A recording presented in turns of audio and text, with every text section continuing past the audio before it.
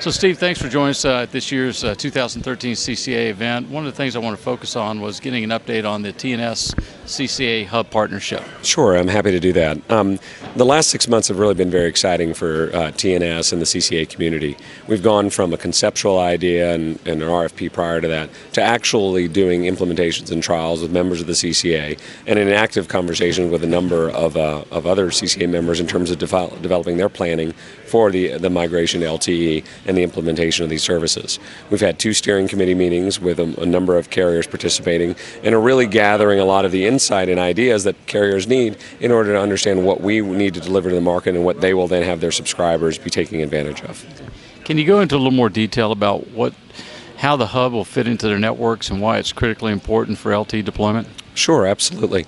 The hub can play a pretty critical role in terms of combined services for the carriers, being able to deliver the solutions they need to provide roaming capabilities to their subscribers. Roaming being providing a service outside of their home market. So the historic model has been a series of, there have been hubs in the past and a lot of other interconnects, but by being able to develop this the LTE hub, carriers are able to accelerate their offerings as they deliver devices to market, as they handle spectrum and the other services that they're required to make their solution successful. And as these carriers move from TDM networks, IP, mobile networks, help me understand where the hub fits into their network and how they connect their networks to the hub.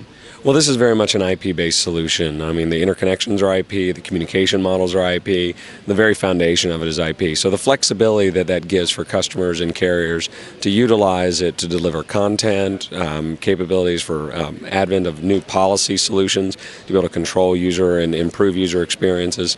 The solutions that carriers have had in the past have been really fairly limited. And the advent of the hub and taking advantage of 4G solutions, you can really be able to combine those and deliver services to subscribers in new and different ways. Great.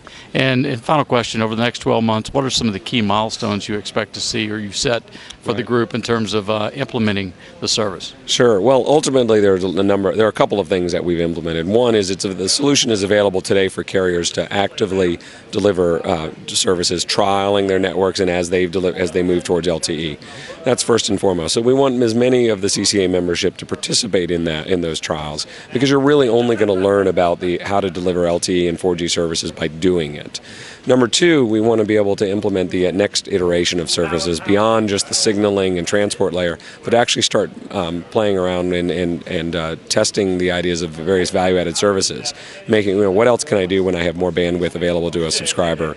How can I control that both from cost and improve the user experience, and also new devices. There are new relationships that will be formed through 4G and LTE, there are new capabilities, and really the way to do that is to begin those experiences together and start down this path, which will really take us over the next decade. Steve, thanks for your time. Absolutely. Thank you so much. Appreciate it.